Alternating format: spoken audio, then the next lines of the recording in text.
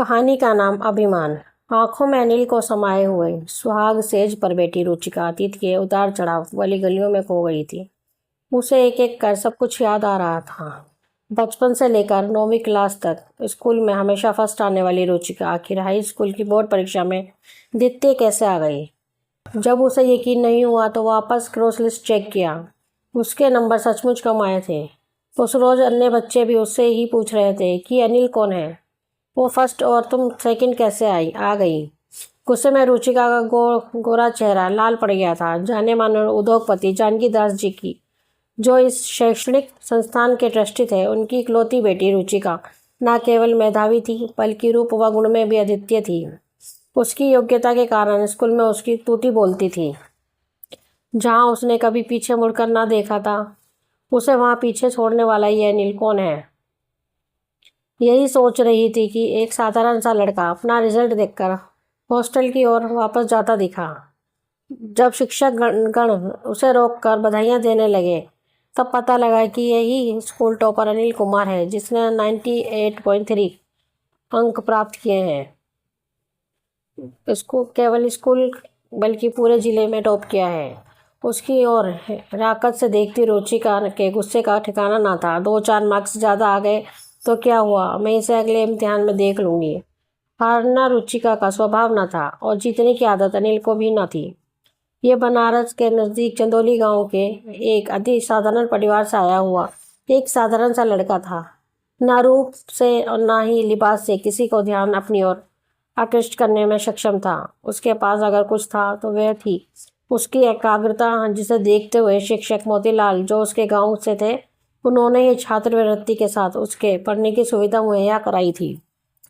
एक तरफ ट्रस्टी की बेटी और दूसरी ओर उसी ट्रस्टी द्वारा प्रदत्त छात्रवृत्ति पर पढ़ने वाला लड़का।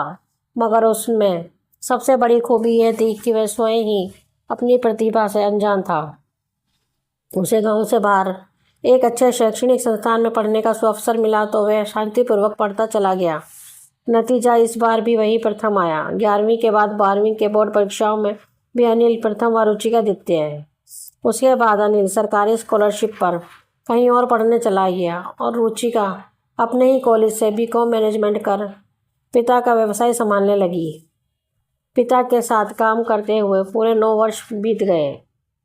एक दिन बोर्ड मीटिंग के बाद पता नहीं क्या हुआ कि अचानक ही पिता जानकी दास जी बातचीत के दौरान चक्कर खाकर गिर पड़े।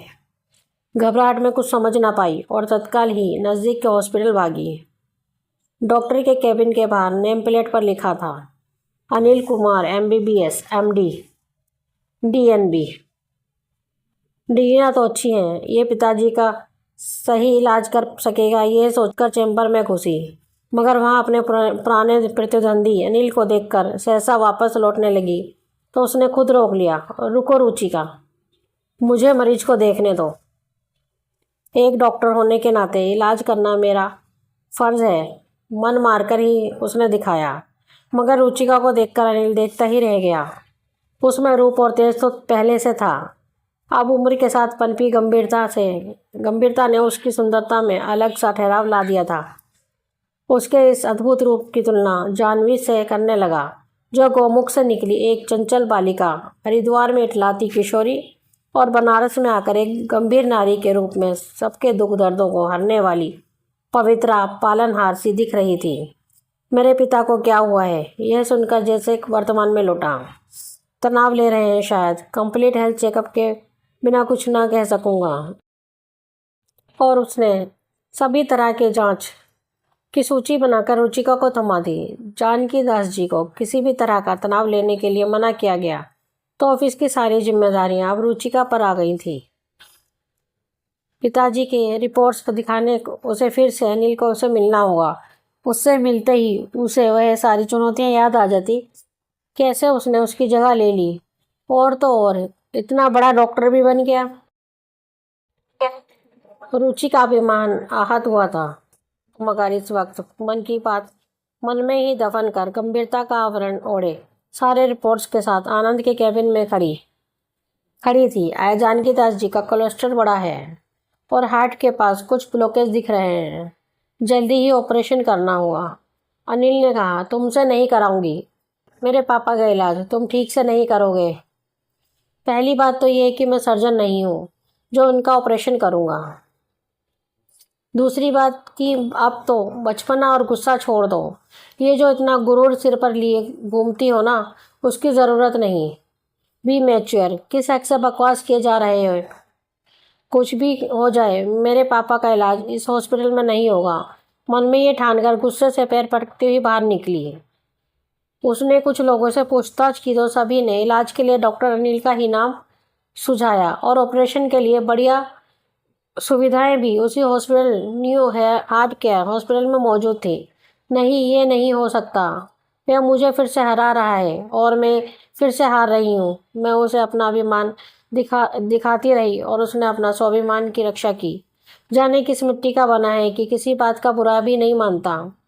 खैर, पिता का इलाज तो कराना ही था, तो उसने लोगों की सलाह पर न्यू हार्ट केयर हॉस्पिटल जाना तय किया।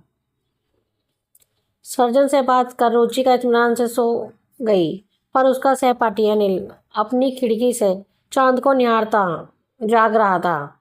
रुचिका को वह 9वीं क्लास से जानता था।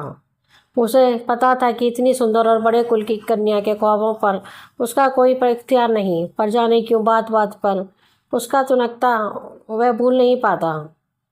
कल की सुबह कितनी खूबसूरत होने वाली है। रुचिका हॉस्पिटल में अगले 3 दिनों तक रहने वाली है। ये सब सोचकर उसकी आंखों की नींद और दिल का चैन उड़ गया था। नियत समय पर रुचिका पिता के साथ हॉस्पिटल आ गई। ऑपरेशन से पहले की सभी जरूरी जांच चल रहा था। अनिल 2 राउंड लगा चुका था। आज रुचिका ने ना तो उसे नीचा दिखाया और ना ही तुनकी, पर अनिल तो उन्हीं दावों का दीवाना था। 2 कप कॉफ़ी मग के साथ रुचिका के पास आकर बैठ गया। यह औपचारिकता क्यों? तुमने डांटा नहीं तो मुझे लगा कि तुम्हें याद दिला दूं कि तुम्हारा गुस्ताख क्लासमेट तुम्हारी डांट खाने के लिए हाजिर है। रुचिका पिता की चिंता में गंभीर मुद्रा में बैठी थी और पर अनिल के इस नवीन बदलाव को देखकर उसे हंसी आ गई। कब तक मेरी डांट सुनोगे? सारी उम्र। किस हक से? दोस्त समझ लो। माँ ने सब सुन लिया था और एक अरसे बाद बेटी को हंसती देख मन ही मन आनंदित थी। उन्हें अपनी बेटी के लिए अनिल जैसा ही दामाद चाहिए था। बस पति स्वस्थ होकर घर लौटे तो इसी लगन में बेटी के हाथ पीले कर दूंगी। इन्हीं विचारों में खोई थी कि रुचिका ने बताया, ऑपरेशन सफल रहा माँ। थोड़ी देर में पिताजी को होश भी आ जाएगा। रुचिका पहली बार नतमस्तक थी। अनिल ने समय पर पिता का इलाज कर प्राणों की रक्षा की थी। 2 दिन बाद दीपावली थी। माँ ने मन ही मन अनिल को जमाई मान लिया था। उन्होंने दीपावली के दिन अनिल को माता पिता के साथ आने का निमंत्रण भी दे डाला।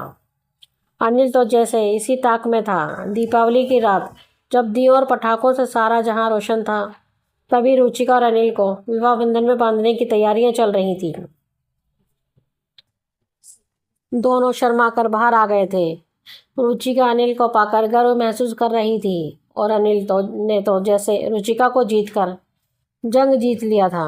4 दिन बाद का मुहूर्त निकला, विवाह संपन्न हो गया। दोनों एक दूसरे के हो चुके थे। तभी दरवाजे पर दस्तक हुई।